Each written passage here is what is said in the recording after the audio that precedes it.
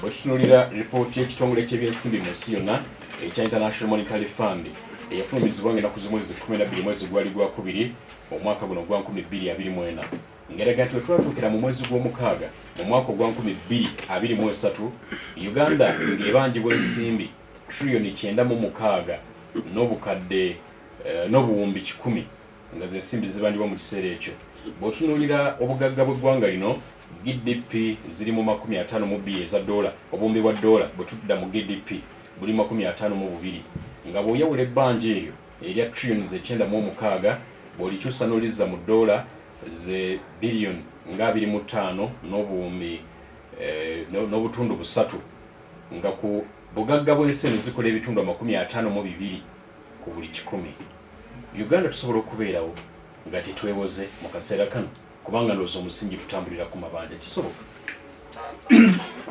Otuyisiriza bajeti y'omwaka guno mu palamenti nga minisita w'opposition akola ku byensimbi shadow finance minister. Egimu ku mikwe egyali mu alipoota gyenayanjula ya palamenti kyali ku mabanja.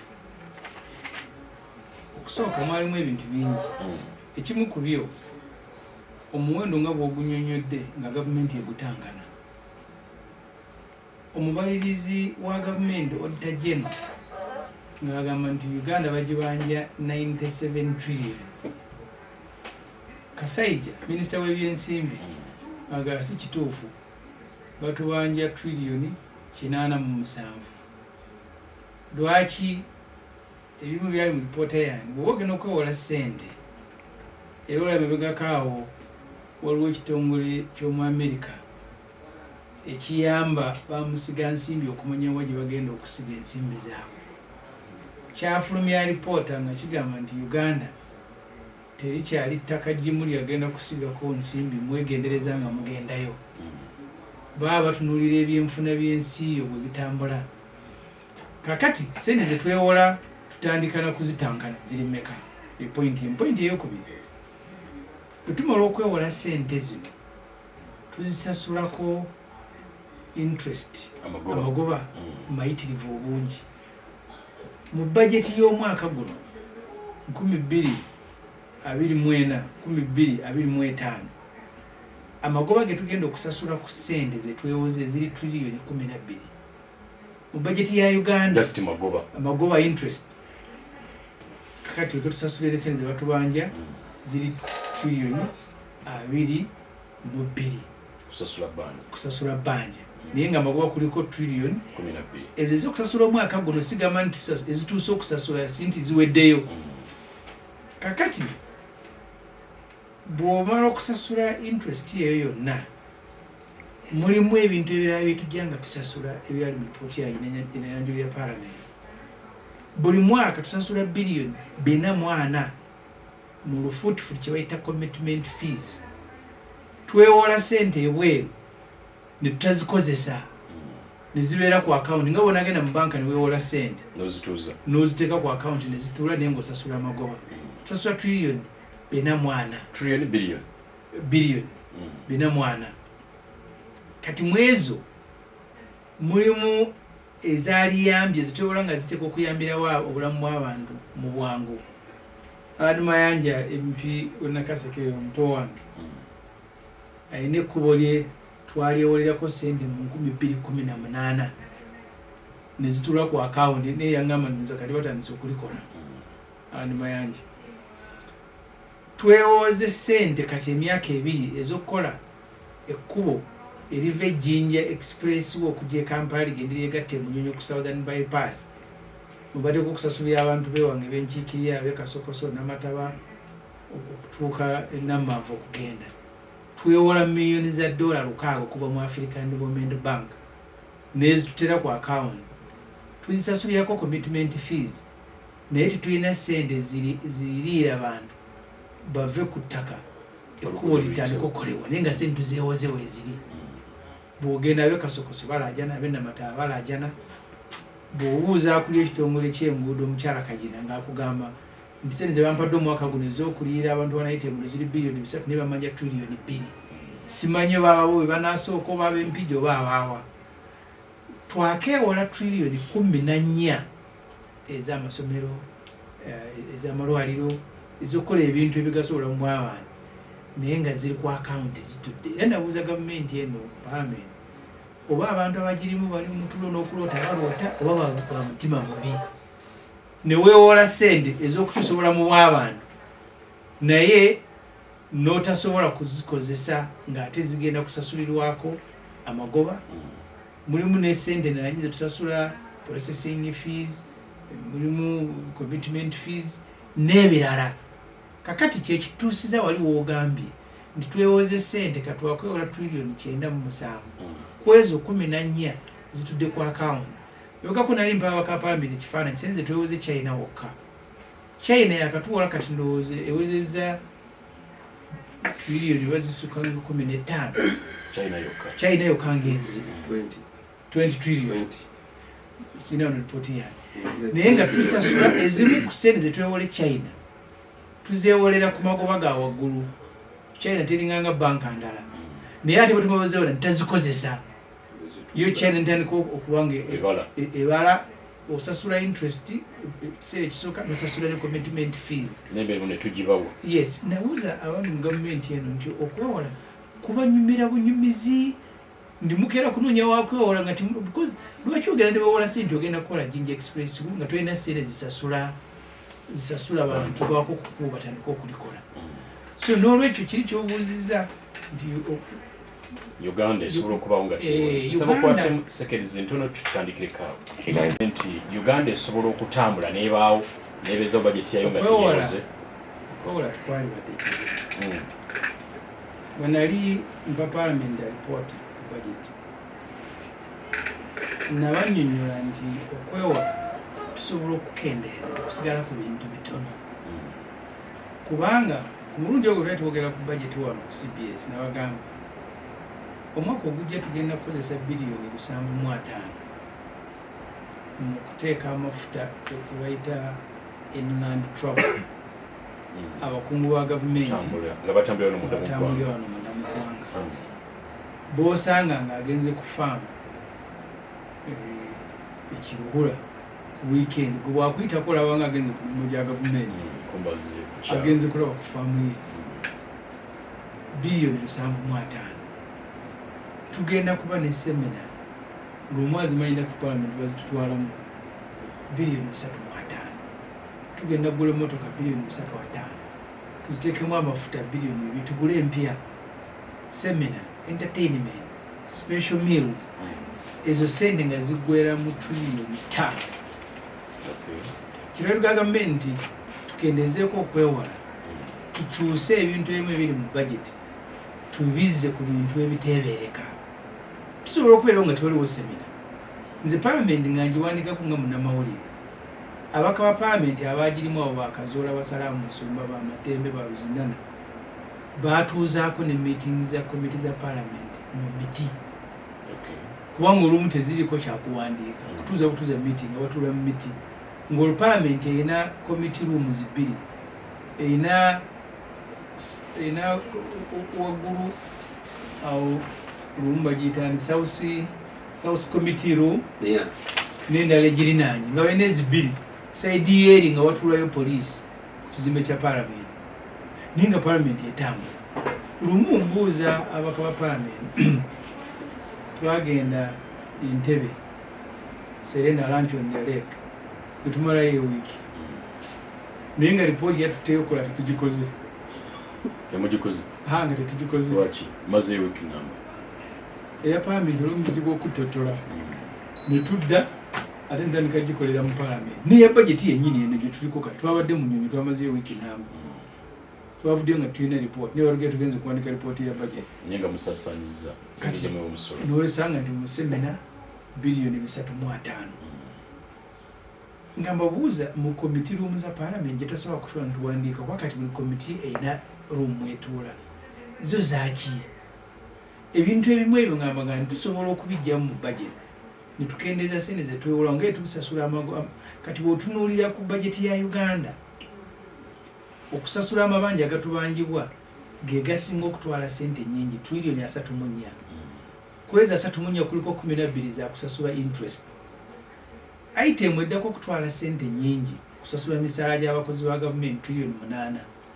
Kati awo noddako ebyokwerinda Mwai Museveni ne family ye basinga okufunira sente trillion nga 5. N'olyokoddako ebyenjigiriza n'ebyobulamu trillion, nodda ku byobulimi trillion 1 ne million nga 10, billion nga 10. Kati kwegamba tulikola ebyafaayo bwe tulikeera ku nkya ng'omuntu ebyobulimi ebirimu abantu ebitundu 7 ku buli 10 mu bisaasanyizaako trillion 1 kagambe n'ekitundu, naye nga musasula amabanja trillion 3.4 ne muba nga muvudde mu bwavu ne baboogerako mu nsi yonna. Amabanja agababanjibwa agali mu budget wag'okusasula trillion 3.4, ebyobulimi 1.6 trillion 1 ne billion 6. Newaga nti ensi ekulaakulana ti item esinga obunene mu budget ya trillion 3.4 kusasula amabanja, ebyobulimi ebiyimiriza obulamu bw'abantu trillion 1 ne million 6. Tulikola ebyafaayo kabeere byabulamu tebinaweza trillion 2, ebyenjigiriza tebinaweza trillion 2. Kati awo oddako kusanga misaala gy'abakungu ba gavumenti egy'abasemu bino oddako ebyamagye Twanga Museveni gakulira ebigenda sente. Nagamba nga abakyali bweyogere lumu tandika campaign sinkana abakyala abatundira ebintu ku nguudo bweyogerere. Nemba gamba nti bwotunda butunda bwogenda n'ogula ensawo y'obutunda eddebe 6 ng'obusuubudde n'obutunda sente ezivaamu n'okolako enviiri, eziddako n'ogulako olugato, eziddako n'ogulamu ekiteeteeyi ekipya, teweetagisa mu kugamba nti myezi 3 obaddayo mu kyalo gye wafa. Gwenyini oba weetwalayo ng'olaba toyinza kwewola sente n'oba nga ebimu ku byogenda okumalirako sente nyingi, kusasula abantu misaala oba bakoze oba tebakoze, kubagulira amamotoka, kugenda mu semina mu hoteri kwebaka, special meals. Mutula ku TV nga batuwa amandazi ku parliament. Ne wale empera so akwegulira amandazi. Kati yewe na mu budget mu ebiri. Kakati awo Museveni atakyasobola kuvaawo kubanga abafuzi bannakyemalira kusendeza zakozesa ate okubapangisaako obuwozi. Kikifula abantu abagezi lumu bakugambye okwesiriwaza n'osanga omusajja nga mugezi naye ng'ebintu byakola. Lumu naye nyumba ne Kadaga ne mubuuza speaker ne mugambo wasoma Nasale Kadaga nga muteeka lyaffe erya parliament ligamba nti omuntu wanaabeera aleese alipoota ajja kubeera table mu parliament. N'ogenda mu mateeka bateekamu gye bayita interpretation section olwo abimanyi negamba table means a table before the clerk. N'agamba nti batebolinze ku iPad naye nga ne mu interpretation section mulimu table ne bakubulira table kyeki ne mubuuza wasoma Nasale ng'obusungu bunzita. Kakati ebyo byebituleetedde ne Museveni akeera kunoonya sente za kupangisaako obuwagizi za kugula bamuvuganya era namugambako nga tuli ku radio ne mugawe wajira wano nga Uganda project Museveni wafuuka gwe project. Sente zikolebwa mu Uganda osooka kunoonyako butya bw'onaasigala mu buyinza nga gwe mutemu omukulu zinesigadde busamambiro.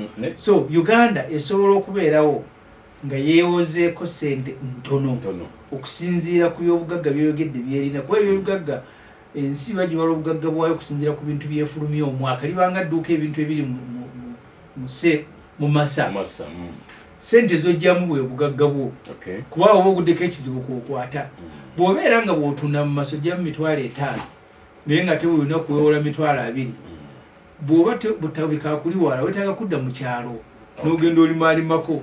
Kakati Uganda kyekola nti sente ziva mu masa mu bintu byetutunda nga Uganda GDP eziva mu masa g'edduuka omwaka ogujja tusuubira kujjamu trillion 3.1 ne twakoze budget ya trillion 7.2.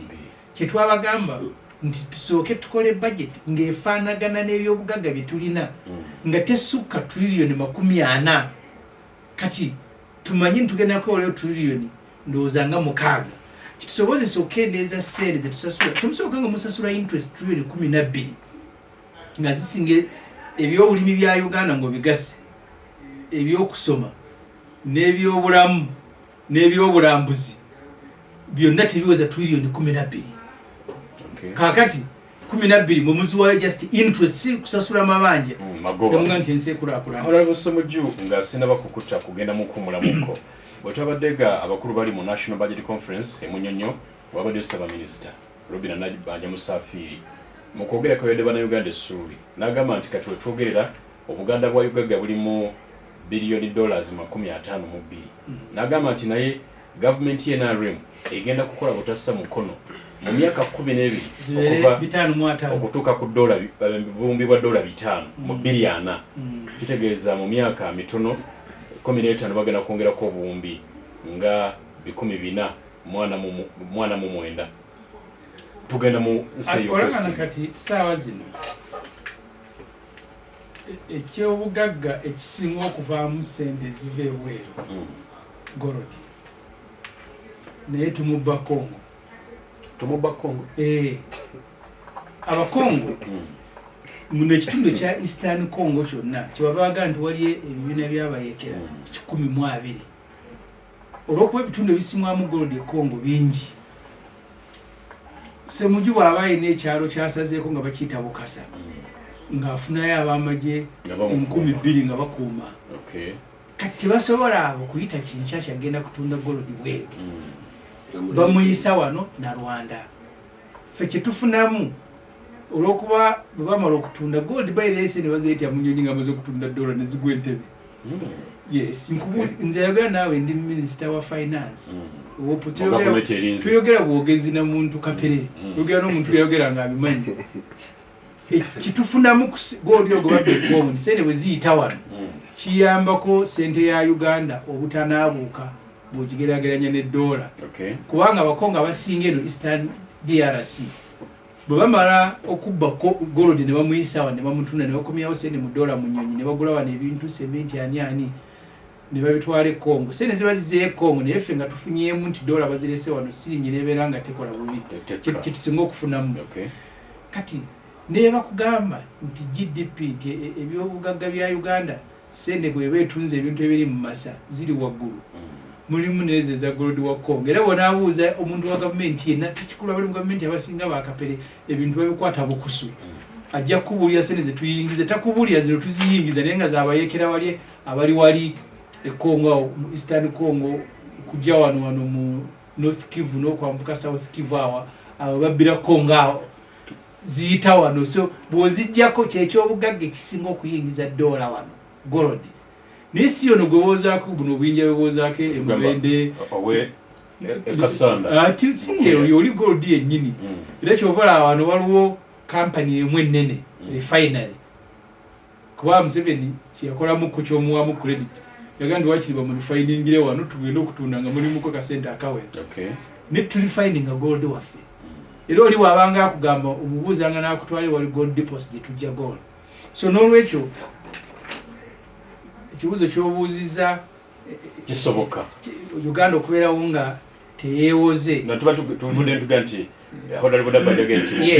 nabanya kyeyakugambye tugenda mu bita nze nga nsoma ewaffe ebijaaba islamic twakwatanga ebikwate ne tubisomera abazadde ku lunaku lw'okuwummula speech day nekyotamanyi ng'okisoma nze nga sinakwiga kwogera mu Luwarabu nga bajja ne mutandika bulungi biyufuna alkiramu nurahibukum wabikutte ne bakubuuza kyebitegeeza tobimanyi kati Nabbanja tayawukana nnyo ne Ssemujju ng'ali mu pitu kyebamukwasa n'akikwata ku mpapula ajja kukisoma naye kati lwaki tewamubuuziza kiki tunaaba tukozeewo ekyenjawulo ekigenda okuleeta zigenda kuvaawa nkubuulidde mu bajeti ya Uganda ebyobulimi tubisaasaanyaako 1.6 trillion ne tusasula interest ku sente neewole 12 trillion ne tusasula amabanja buli mwaka gatubangibwa 34 trillion ki ekigenda okula mu Uganda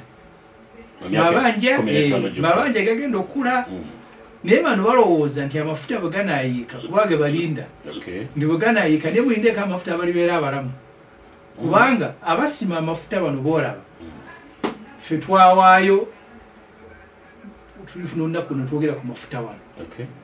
Abasima amafuta buli kiringanga Amerika bwe yagenda okuyamba Kuwait nga Saddam agirumbye yawandiikanga ebiva ku lutalo bwe luggwa n'ebawa biiru ennaku z'omwezi nga 18 asobola bomu ttani bweziti zirimu ssente bweziti olandika okusasula kati ab'amafuta ga Uganda Museveni galinda agamu twagalya dda naye amalala abagali mu kaboni z'owulira ttalo sino zigenda kutuwa bbaje twayombako nabo mu paalamenti ez'ebintu bye bataddemu be bagenda okusima pipe egenda be bazimba refinery be bali eri wansi fe twawaayo buwi ekiseera kigenda kutuuka abali beera abalamu Katonda bali bawadde obulamu amafuta gatuuke tubenga Nigeria abantu ba bulijjo batuuka okwokya amafuta mu Delta Niger Delta nga wala pipe z'amafuta ziyitawo nibo bafa bwavu abagatwala ne bagatunda batambulira mu nnyonyi aba Nigeria yamu basanga mu nsi endala nga mu Nigeria yedde mu nnyonyi ye nga y'abuntu naye ng'obwavu obw'omuntu wa bulijjo tebukendeeranga kati Nabbanja ali mu kikwate tomunenyeyo kye bamugambye okusoma nga prime minister era nze ndowooza gavumenti ziyinza okusanga obuzibu okumpa omulimu kuba tosobola kungamba kwetikka kikwate ngamba alaasi nenetikka omugugu simanyi omwe muli n'ekisa ekinansala naye ntambula butambuzi kati kyakunnyonnyola ebiri muli tabimanyi nga tannakubulya mubuuze tugenda kukola ki tugenda kuba tutunda ki kitugenda okugyamu ssente zijje obugagga bwa Uganda biliyoni za $5 mu 5 atuuke ku 5 mu myaka emeka myaka 15 toyanzizanya kigambo kya Ssaabaminisita bwe yabadde emunyonyo nti kati tulina obuwumbi bwa dola za America 52 n'obukadde 72 GDP wafuba obugagga bw'ensi eno naga nti mu mwaka ogwa biliyana tugenda kubeera ne obugagga bwa buwumbi bwa dola za America 500 mu biliyana gy'emyaka 15 kuva kati naye mbadde ntunamu nti gavumenti ne bwe yajjira mu 1986 Pulezidenti Museveni yakwatira entebe Uganda yalina obugagga bwa buwumbi bwa dola za America 3 n'obukadde 923 GDP olwaleero 2024 Uganda erina biliyoni za 5.2 eza dola n'obutundu 7.2 mu myaka 38 ekitegeeza nti mu myaka 38 bw'ova ku biliyoni 3 n'obukadde 923 gavumenti esobodde okwongerako biliyoni za 47 zokka mu myaka 38 ekibuzo kyange kibadde kigira wano nti kinaasoboka kitya mu myaka kati 15 okuva 2025 okutuuka biliyana gavumenti egatteko obuwumbi bwa dola za America 449 nga mu myaka 38 gyonna basobodde okugattako obuwumbi 47 bwokka okusinziira ku bibalo akati ndowooza ekibuzo okyebuuziza ate n'okiddamu nkubuuza kinaasoboka kitya kubanga mwe mulimu statistics z'owadde okuggyako nze ng'omukatoliki nga Bikira Maria ze n'atambulirako wano tumulaba ekyamazima tekisoboka naye figures ezo baziwa okuwuddiisa n'okubuguyaza abantu baffe nagambye we nabadde ntandika nti abantu baffe batandike okutwala ebintu ebiri serious nga bye bisinga obukulu mu bulamu bwabwe kati ebyo byobadde oyogera biri serious nnyo naye atoyinza okusanga abiwadde amakulu batono kubanga ssente ezo ze boogera ze zirina obbakolako naye obuuza ekibuuzo ekikulu ekyo kisoboka okuggyako nga tulimye emmwanyi ne tugwa eri buli omu n'afuna amabavu mu ngalo naye siraba bwe kisoboka nga tetulina bye tutunda ate nga n'obumwanyi bwe tukyalima butono ekyokubiri Honorable Ssemujju abadde akubuulira gold naliko mu site bagiyita Lubumbashi eri wansi ku Zambia naye ate eri mu Congo nendaba gold nga kweganenga naye nga abazungu bali eyo bonna bali ku gold naye omu Zambia kwa twali tugenze mu committee naga nti tebayinza kwagalana kukwata ku gold oyo kubanga yayimirizaawo tawuni yeewaabwe ate Lusaka ne tawuni endala erinaanye Lubumbashi kitegeeza nti Congo erina ebyobugagga bingi ffenna kumpi kwe tutaapingako naye tetuyinza kukidipendingako lwa nsonga wayinza okubaayo obufuzi obulala obutakitukkiriza. Okay. Kakati ffe abali wano tulina kusala amagezi ki. Ezo figures Nabbanja z'abadde awo amanyi bamuyita maama Nabbanja abakono tezisoboka, ziri imaginary. Naye bw'aba akyali mu imaginations, she's free to make such figures. Naye bw'aba ali ku facts, ekyo tekisoboka kubanga mu myaka 4 singa tutandika okumanya nti buli mwaka bayongerangako mmeka, buli mwaka kati atuwe kiki kye bagenda okukolawo ekyenjawulo. Myaka 3 bagaseeko 38 bagaseeka na 7 kiba kitegeeza kumpi kawumbi kamu plus awo katonotono. Kakati bagenda kukola ki? myaka 15 basobole okufuna sente zina 49 ne bw'okiwa omwana nga wa P2 kubanga wa P1 akugamba ekyo tekikola ki? Tekisoboka. N'olwekyo bannayuganda mbagamba ki? Batandikenga okukenenula ebibagambiddwa n'okikenenula filtration omuzungu bw'agamba. Kati bw'omala okikenenula ekyo ky'ojjamu kye kibeera ekituufu. Kati ekyo bayinza okikuba mu mawulire nga headline era munnayuganda ajja kukisoma agambe nti kyekyo olaba gavumenti bwe yagambye naye nga takisengezze kukijjamu kituufu. Kati bw'ogenza okisengejja n'ojjamu ne tufuna ekibalo ng'ate kyangu. N'olwekyo bannayuganda wano naddala aboogera olulimi luno lwentegeera lwempulira obulungi lwenjagala ennyo okwogera mumanye kiki kye twetaaga era tukifune tutya. Bwe tutaakola ekyo tugenda kusigala ng'enfuufu yaffe ekyatuyikako, ng'abaana baffe tebasoma, ng'amalwaliro gaffe temuli ddagala, ng'era tukaaba okugenda mu buyinza nga tetukisobola. Kubanga omusajja yabuuza ekibuuzo Profesa ali Kenya n'abaana ye kisoboka kitya okubanga abantu abasinga abantu obungi tebasobola kufuna buyinza.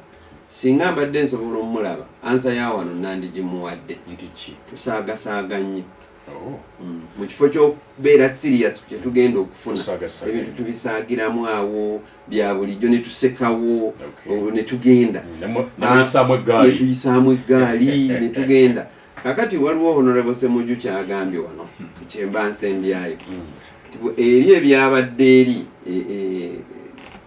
ekyankwanzi nze byensomye abantu nga 3 bo bakayanira kufuna buyinza. Wano tuli mu kuyisaamu ki gaali bali baga buyinza buno nze mbusigaza.